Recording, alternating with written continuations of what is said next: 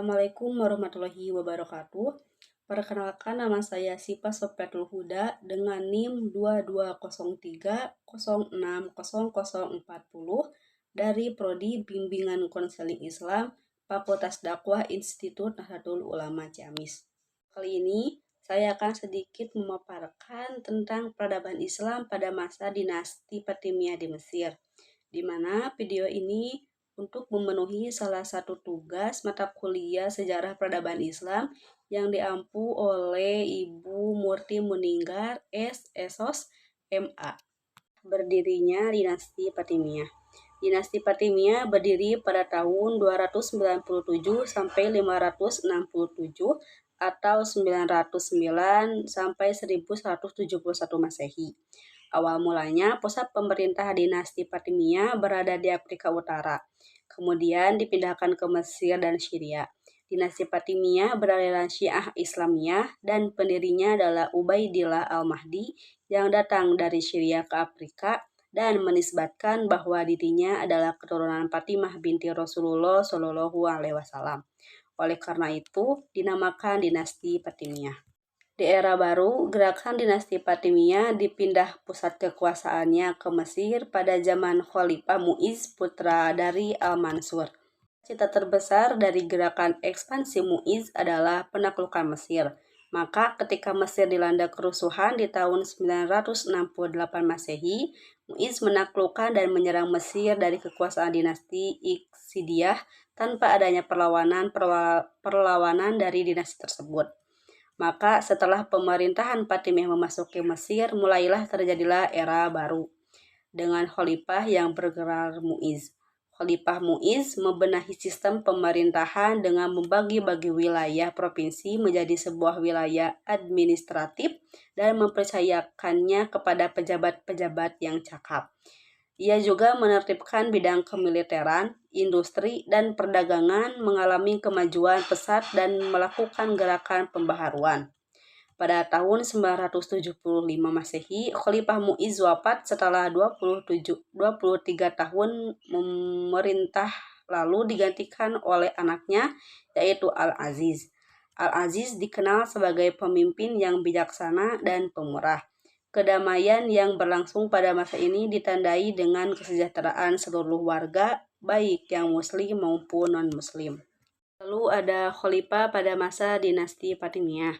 Yang pertama ada Khalifah Al-Mu'iz, di mana beliau menjalankan roda pemerintahannya selama kurun waktu 23 tahun, dan beliau wafat pada tahun 975 Masehi. Pada masa Khalifah Mu'iz ini, pembenahan dan pembaharuan sistem pemerintah, kemiliteran, sektor ekonomi dilakukan. Lalu yang kedua ada Khalifah Al-Aziz, di mana Khalifah Al-Aziz ini merupakan putra dari Khalifah Al-Mu'iz. Beliau menggantikan ayahnya sebagai pemimpin dinasti Fatimiyah di Mesir. Pada masa khalifah ini dikenal dengan kepemimpinan yang liberal. Dan pada masa Khalifah Al-Aziz inilah Mesir mengalami kejayaan dan tidak ada pemberontakan. Akan tetapi, pada masa ini juga Mesir mengalami kemunduran, di mana kemunduran dinasti Fatimiyah pada masa Al-Aziz dipicu karena kebijakan-kebijakan yang dibuat oleh Khalifah Al-Aziz. Khalifah Al-Aziz meninggal pada tahun 386 Hijriah atau 996 Masehi. Kemudian digantikan oleh putranya yang berusia 11 tahun yang dijuluki sebagai Al-Hakim. Selanjutnya ada Khalifah Al-Hakim, di mana beliau memerintah dinasti Fatimiyah sejak usianya 11 tahun. Periode ini banyak terjadi pembunuhan para pejabat yang cakap tanpa alasan dan terjadinya penyiksaan kepada rakyat non-muslim serta kerusakan dan pembakaran tempat peribadatan umat Kristen dan Yahudi. Saat ini pula dibangunnya masjid yang menjadi pusat ilmu pengetahuan sebagai sarana penyebaran Syiah yang di dalamnya terdapat perpustakaan yang menjadi tempat berkumpulnya para pemikir. Lalu selanjutnya ada Khalifah Al-Jahir, di mana Khalifah Al-Jahir ini menggantikan Khalifah Al-Hakim sebagai pemimpin dinasti Fatimiyah di usia yang sama masih belia, yaitu usia 16 tahun. Dengan usia yang masih belia ini, Khalifah dijadikan raja boneka oleh para menterinya. Pemerintahan Al-Jahir merupakan khalifah yang memberikan toleransi kepada kelompok Sunni dan membina kembali perjanjian kepada Kaisar Romawi. Kaisar Romawi ini ditandai dengan diizinkannya Konstantin III membangun gereja di Yerusalem. Namun, khalifah memiliki kebiasaan hidup santai dan banyak menikah. Lalu Al-Jahir digantikan oleh putranya yang berusia 7 tahun sehingga pada awal pemerintahan Al-Muntansir pemerintahan berada di bawah kendali ibunya. Lalu selanjutnya ada Khalifah Al-Muntasir. Masa ini dinasti Fatimiyah mengalami kemunduran drastis diakibatkan perebutan jabatan menteri dalam istana yang memicu kemunculan pemberontakan. Namun hal ini bisa diatasi oleh Al-Muntasir dengan cara meminta bantuan Gubernur Acre sehingga dapat diatasi.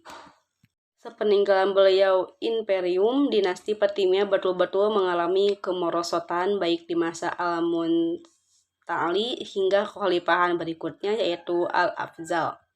Al-Afzal berusaha mengembalikan kejayaan Fatimiyah namun tak berhasil, tetapi dengan keluasannya dan sikap keadilannya beliau bisa memimpin dinasti Fatimiyah selama kurun waktu 50 tahun. Tetapi Al-Musta'il menjadi korban pembunuhan sehingga ia digantikan oleh kemenakannya yaitu Al-Hafiz. Dan seterusnya, Khalifah Al-Jahir, Al-Faiz, Al-Azid, namun tak ada yang dapat mengembalikan dan membangkitkan kembali kejayaan dinasti Fatimiyah yang dibangun oleh Al-Mahdi. Lalu ada kemajuan dinasti Fatimiyah. Yang pertama di bidang politik. Dalam bidang politik sangat kelihatan ketika di bawah pimpinan Al-Mu'izz Lidinillah hingga pemerintah Al-Aziz, yakni dengan perluasan wilayah-wilayah. Kepemimpinan sangat berbeda dengan sistem kepemimpinan pada umumnya. Seperti di kalangan Sunni, pemimpin yang terpilih harus melalui seleksi pemilihan. Sementara dalam Syiah Ismailiyah yang berada pada dinasti Fatimiyah, sang khalifah atau pemimpin dan wazir halus dari keturunan Ahlul Bait. Yang kedua di bidang sosial. Dinasti Fatimiyah mempunyai konsep dalam kehidupan berbangsa. Kehidupan masyarakat mempunyai konsep persamaan hak dan sikap moderat dalam berpikir dan bersosialisasi dalam lingkungan bermasyarakat. Selain itu, asimilasi dan toleransi terhadap penganut agama non-Islam, khususnya Kristen Koptik dan Aremania, mendapatkan posisi sejajar dengan penganut agama Islam. Meningkatnya kesejahteraan dan kemakmuran. Toleransi beragama dan persamaan hak sangat meningkat sehingga tatanan sosial kehidupan masyarakat mengalami perkembangan yang pesat dan kesejahteraan yang cukup tinggi pada saat itu ketika di bawah pimpinan Al-Muntasir. Lalu yang ketiga di bidang ilmu pengetahuan. Seiring dengan meningkatnya kesejahteraan rakyat, maka secara otomatis ilmu pengetahuan pun diperlihatkan oleh pemerintah. Bukti sejarahnya adalah pada masa Mu'izz yang mengirim panglimanya yang bernama Gauhar al-Asqalani ke Mesir untuk mendirikan sebuah masjid yang bernama Al-Azhar yang sekarang menjadi Universitas Al-Azhar.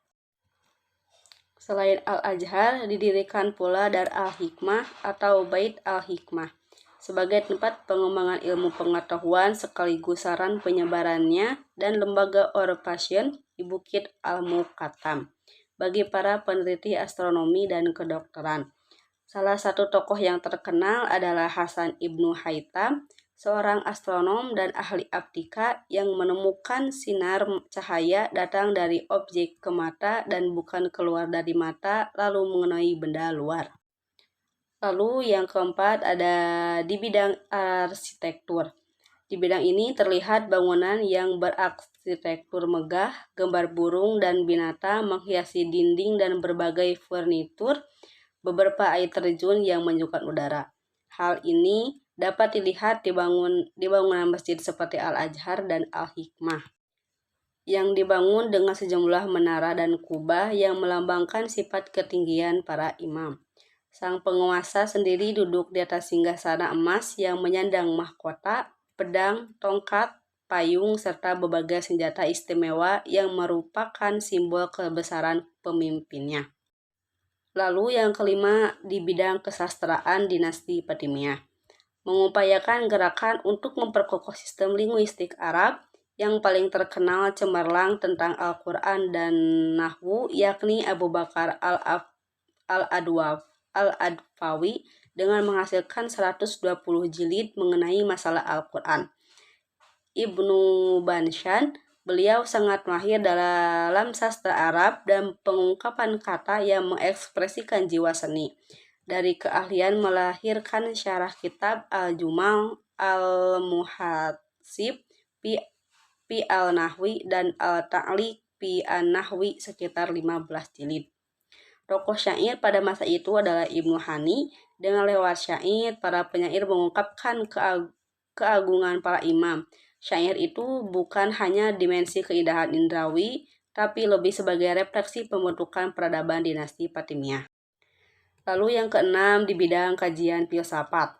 Di bidang ini, adanya ajaran yang mereka bawa, maka dibuat tempat kajian filsafat yang bertoleransi antar umat beragama seperti Yahudi dan Nasrani serta Islam yang terjalin dengan baik.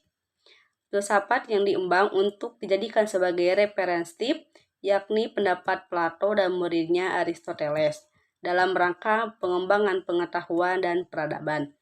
Di samping memperkokoh aliran Syiah, tokoh filsafat yang muncul seperti Abu Hatim Ar-Razi, Abu Abdillah An-Nasafi, Abu Yakub As-Sajazi, Hamiuddin Al-Kirmani, dan Ja'far Ibnu Mansur Al-Yamani. Lalu selanjutnya di bidang ekonomi. Di bidang ini kesejahteraan rakyat sangat diperhatikan. Dan di sisi pemerintahan memberi gaji khusus kepada tentara, personalia istana, dan pejabat pemerintahan lainnya.